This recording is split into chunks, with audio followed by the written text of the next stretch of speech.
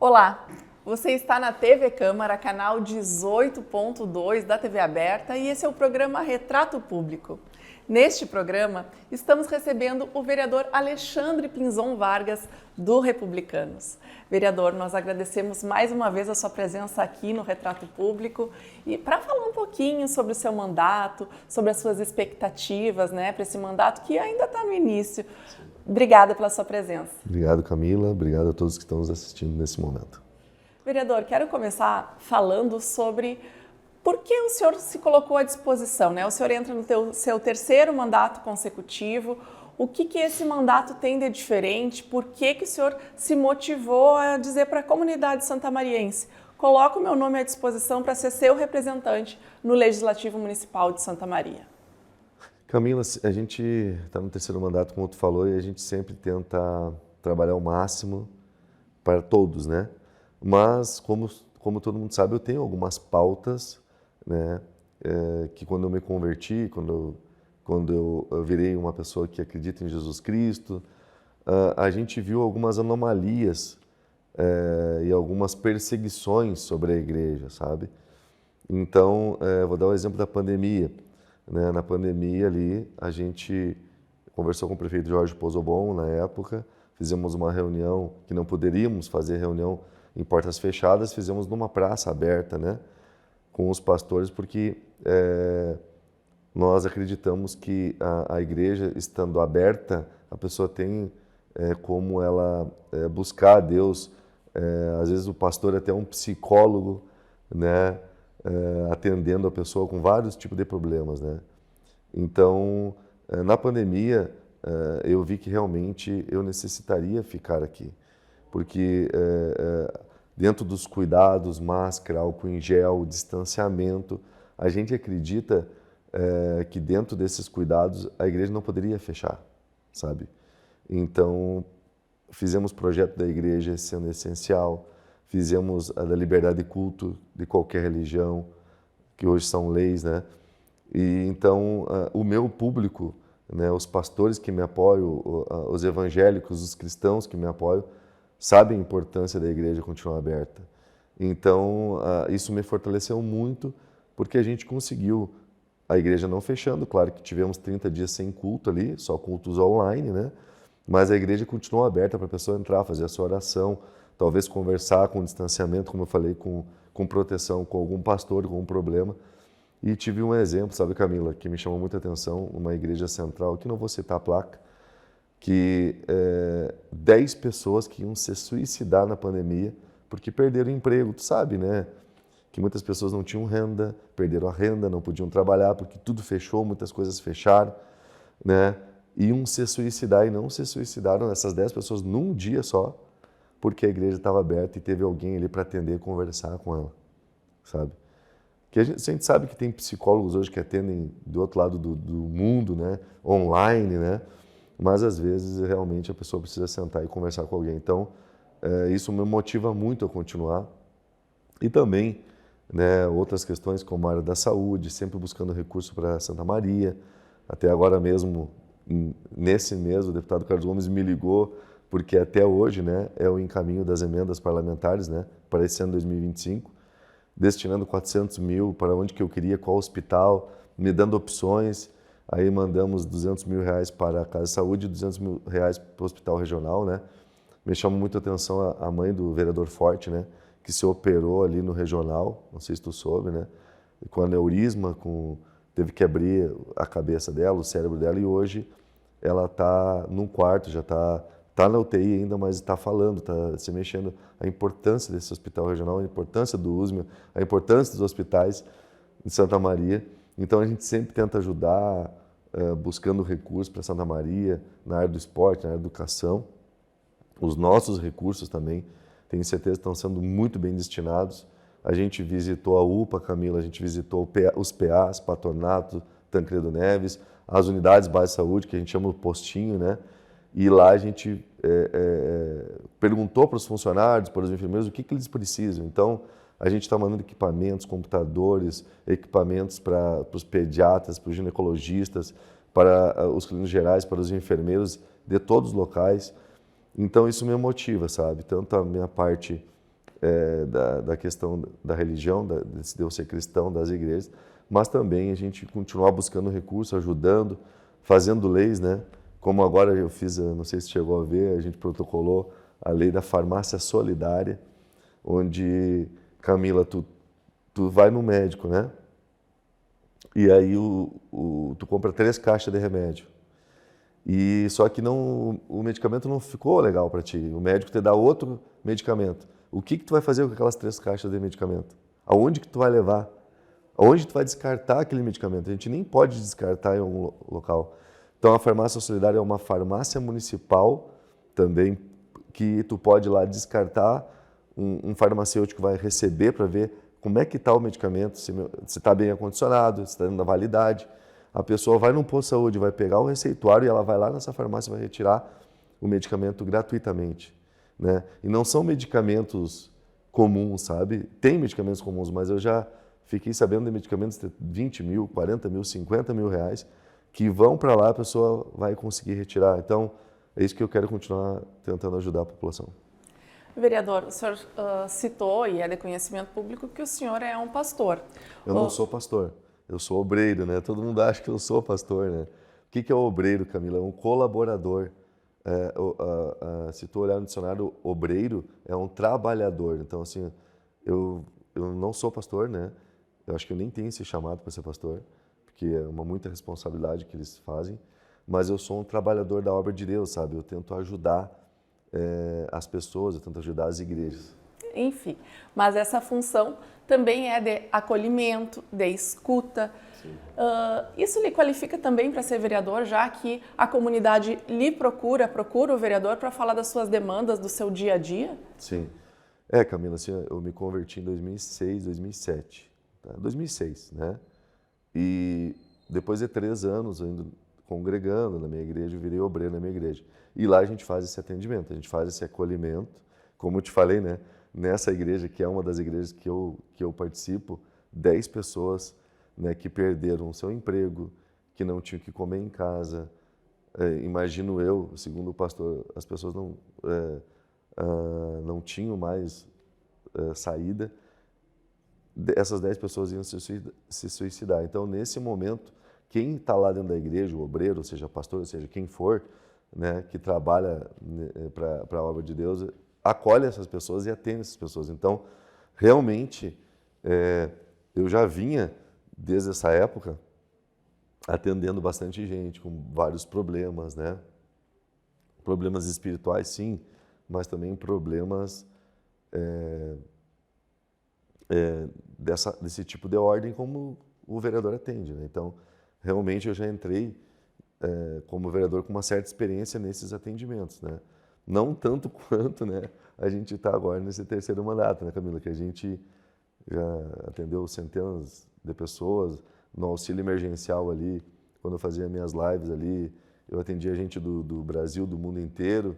Então a gente vem se qualificando e pegando experiência, né, aprendendo todos os dias. Vereador, vimos em outras legislaturas que o senhor é defensor de pautas bem conservadoras. Sim. Isso, de alguma forma, lhe deixa desconfortável quando o pessoal vem aqui nas galerias, vaia, xinga? Como é que o senhor lida com isso? Camila, eu sou servidor público, né, municipal, 25 anos, agora eu fiz no mês de abril, dia 6 de abril, 25 anos de prefeitura.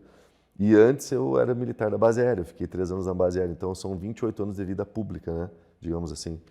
Então a gente vem pela frente agora uma certa reforma da Previdência, né, e desde que eu entrei aqui, em 2017, eu fui uma pessoa que fui atrás de algumas questões para os servidores, né.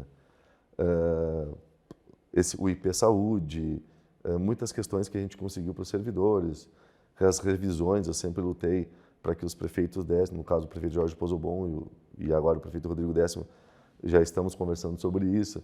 Então, nos bastidores, e os vereadores falam isso para mim, os meus colegas vereadores, né, que eu sou o que mais luto pelos servidores nos bastidores, dentro de reuniões de base de governo, dentro de reuniões com os vereadores, sabe?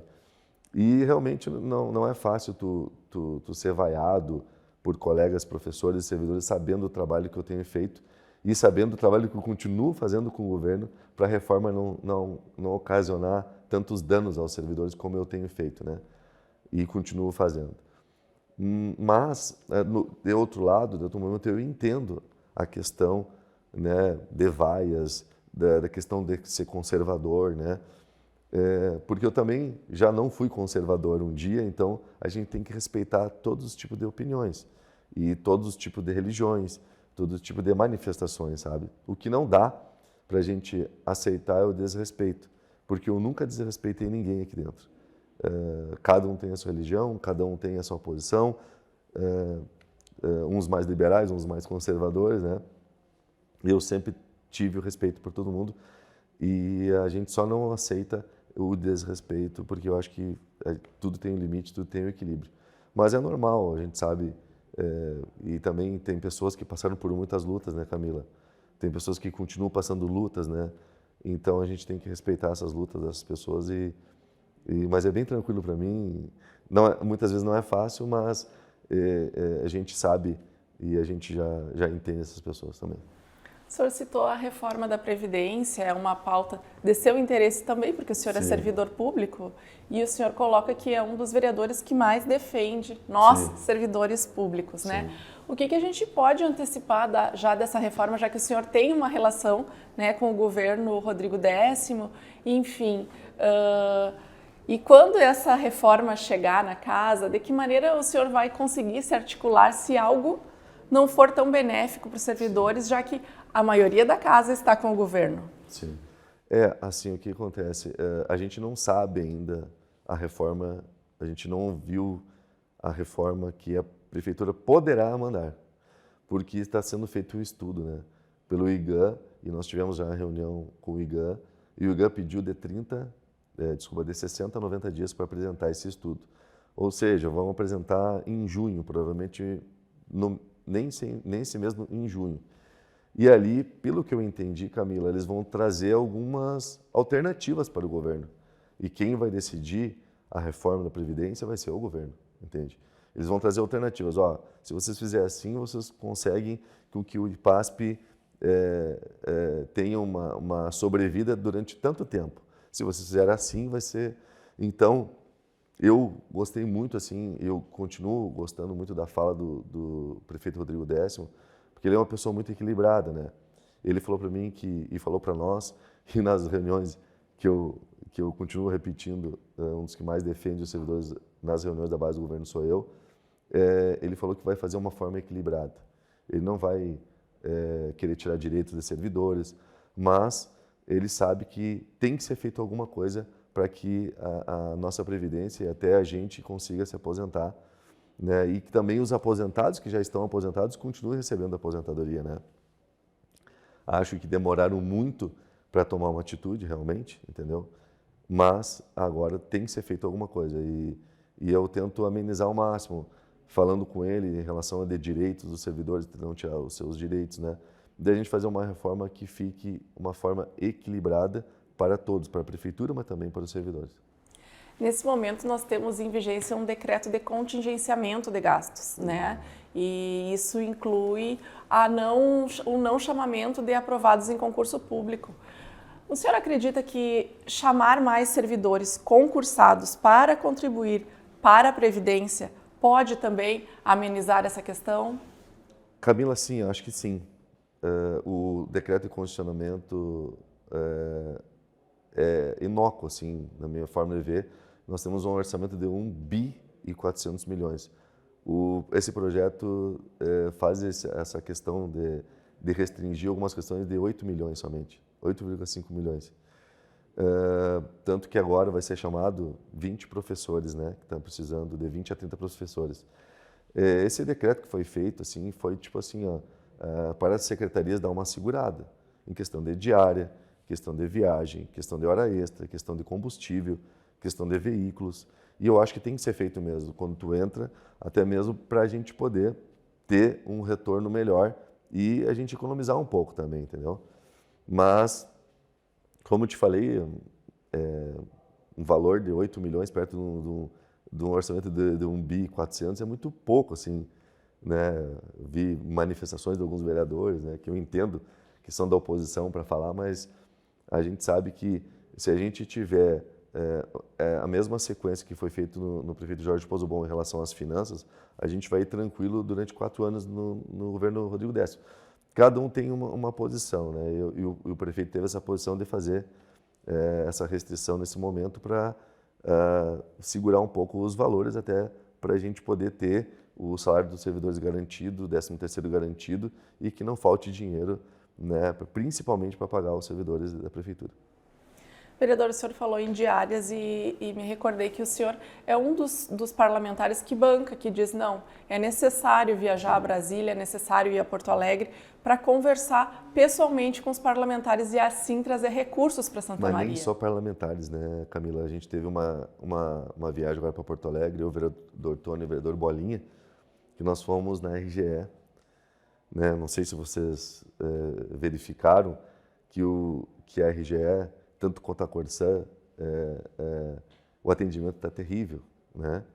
Então a gente teve que abrir uma comissão parlamentar de inquérito, aqui uma CPI contra a Corsã, e o trabalho começou a melhorar da Corsã. Pelo menos é o que a gente tem visto, tem atendido a gente. Só que a RGE, por exemplo, não tem atendido nem os vereadores, nem os parlamentares, entendeu? E nós fomos lá, falamos com a diretoria da RGE, firmemente, uma reunião de 2 horas, dizendo do jeito que está, não dá para ficar. Se eles continuarem com esse mesmo problema de atendimento, com os vereadores e com a população, nós vamos abrir uma CPI contra a RGE aqui. Nós somos até Novo Hamburgo, entende? Diferente de tu falar aqui pelo WhatsApp ou por uma TV, entende? E eles entenderam. Nós fomos até lá e falamos que o atendimento que é feito aqui na sede da RGE, as pessoas ficam na fila, as pessoas ficam na chuva, ficam no sol. Mesmo tendo 40 cadeiras lá dentro, eles colocam um totem na frente do atendimento. E às vezes que nós fomos lá com o vereador Tony, não tinha nenhum atendente da RGE para atender as pessoas com o totem. Era um porteiro, né, ou um auxiliar de limpeza que estava ajudando as pessoas a mexer no totem ali da RGE. Então, assim, não somente, que é muito importante, como eu te falei, recursos, entendeu?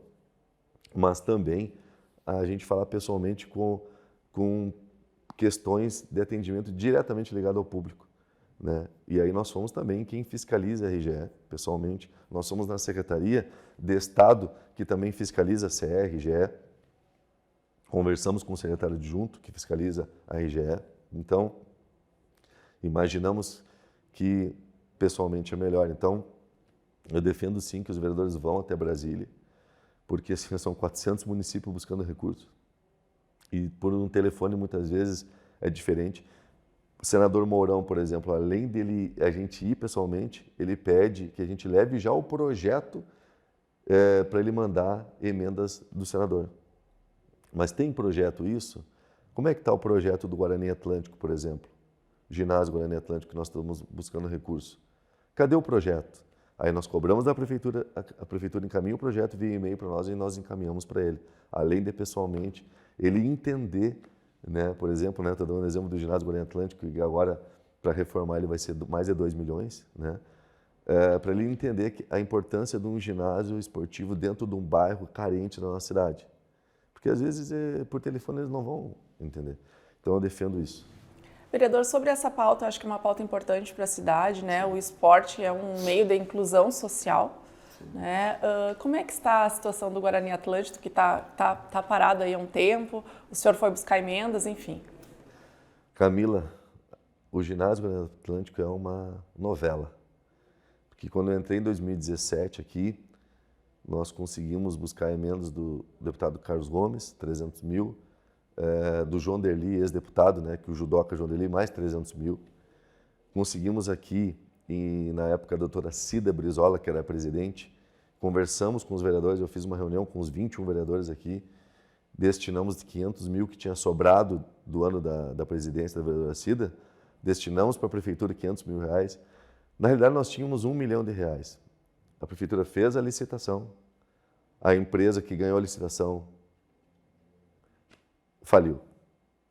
e aí o dinheiro se perdeu.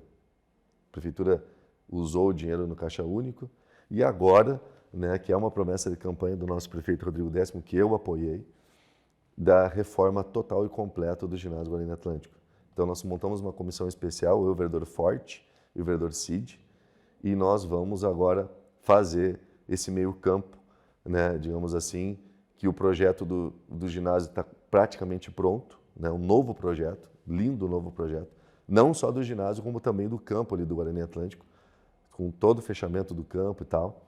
E a gente vai, e o prefeito nos garantiu que vai fazer a reforma nesses 4 anos do ginásio.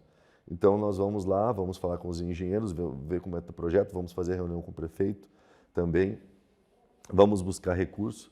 A gente sabe que a prefeitura também praticamente nos próximos dias vai mandar um novo financiamento para cá, e a gente, desse novo financiamento, mais recursos dos parlamentares, a gente quer fazer essa reforma do ginásio. Então a gente vai lutar por isso. Pode ter certeza que desses 4 anos não vai passar. Tenho certeza que a gente vai conseguir. O senhor é integrante da Comissão de Orçamento e Finanças, né, que discute, logicamente, o orçamento do município, né, a peça orçamentária que, se não, é o projeto, acho que mais importante que tramita aqui na casa. Como é que o senhor vê a participação da população no orçamento?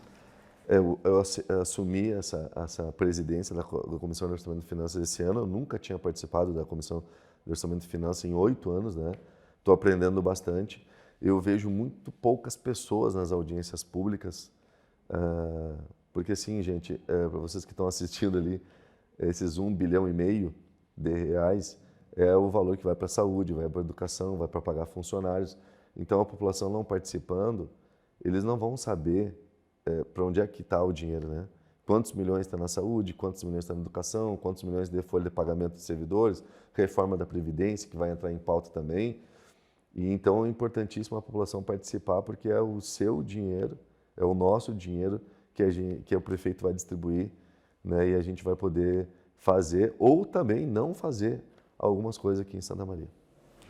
Também tramita, junto com a peça orçamentária, as emendas impositivas dos vereadores, né? Sim. Então, como é que está essa situação? Neste ano, algumas emendas voltaram. Sim.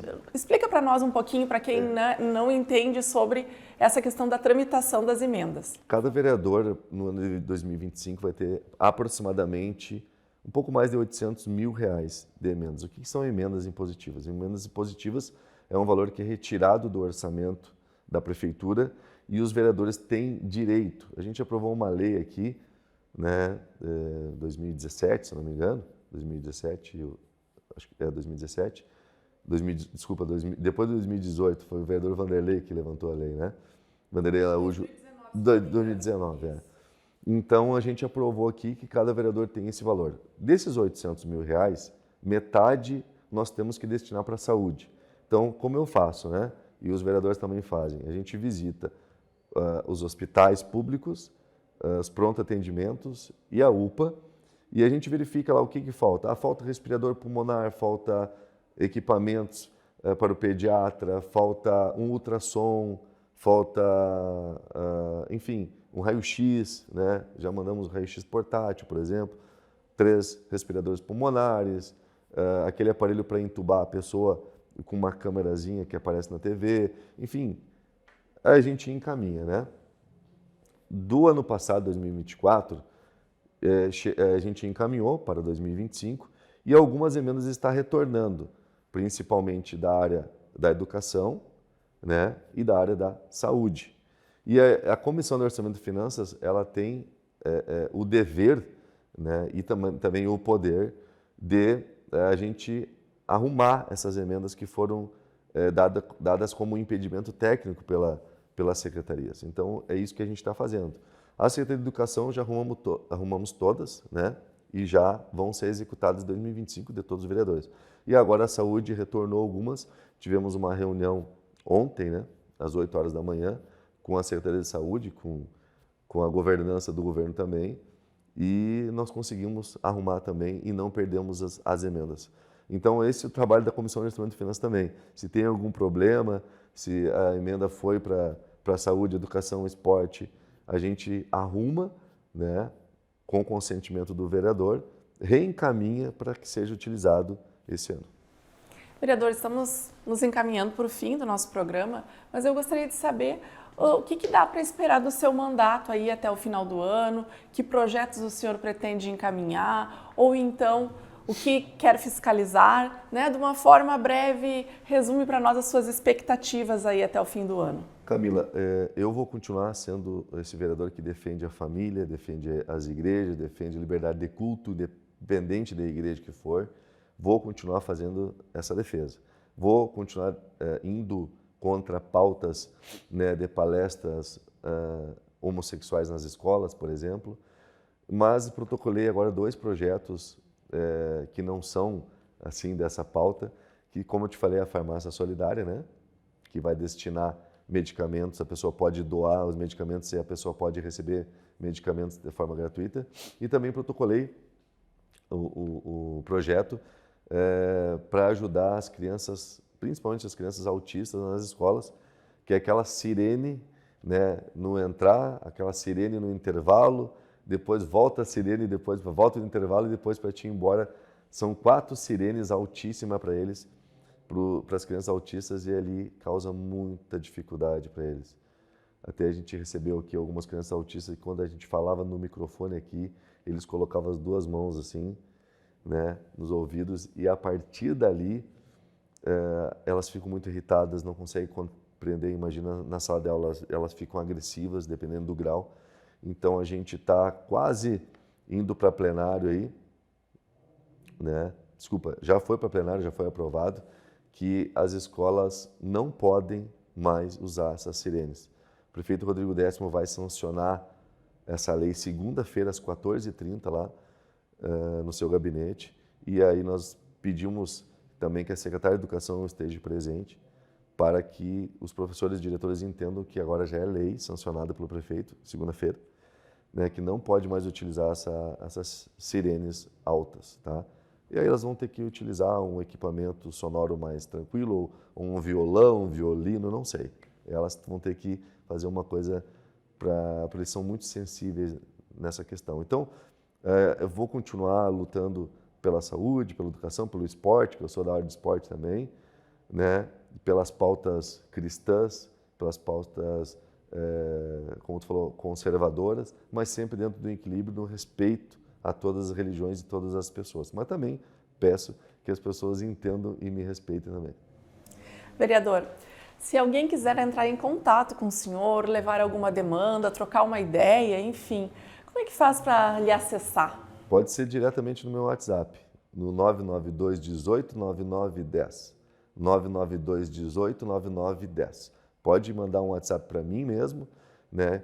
Que se eu depender do meu gabinete, eu tenho um WhatsApp do gabinete, que aí eu repasso para a pessoa, né? A gente faz o pedido, a gente atende, a gente marca alguma reunião aqui na Câmara, se for fora da Câmara, se for no bairro, na casa da pessoa também, a gente vai. Exemplo, sexta-feira vamos sair com o secretário de Infraestrutura em 3 agendas na rua, né? As pessoas me pediram para visitar a sua rua, o seu bairro, problema de esgoto, problema da rua, e eu e o secretário Wagner da Rosa vamos no meu carro sexta-feira em loco. Então eu também faço esse trabalho, né, nos bairros, né? Não só a pessoa vindo aqui, mas eu também vou no bairro. E aí a gente tenta ajudar o máximo que a gente pode as pessoas. Então pode entrar em contato com o meu WhatsApp. Ou nas redes sociais, né? Alexandre Pinzon Vargas, tanto no Facebook, no Instagram. No Facebook, na minha página, já está o meu WhatsApp ali. A pessoa entra no meu Facebook, na minha página, é só clicar ali e já entra direto no meu WhatsApp. Obrigada, vereadora. É sempre um prazer conversar com o senhor para trazer um pouquinho, né, do seu mandato para a população, né, para a comunidade de Santa Maria entender qual o seu papel enquanto vereador. Muito obrigada. Obrigado, Camila. Obrigado a todos. Até mais. Esse foi o programa Retrato Público com o vereador Alexandre Pinzon Vargas, do Republicanos. Você pode rever esse programa no nosso canal do YouTube, que é o TV Câmara Santa Maria. Obrigada pela sua audiência e até o próximo programa. TV Câmara, a tela da cidadania.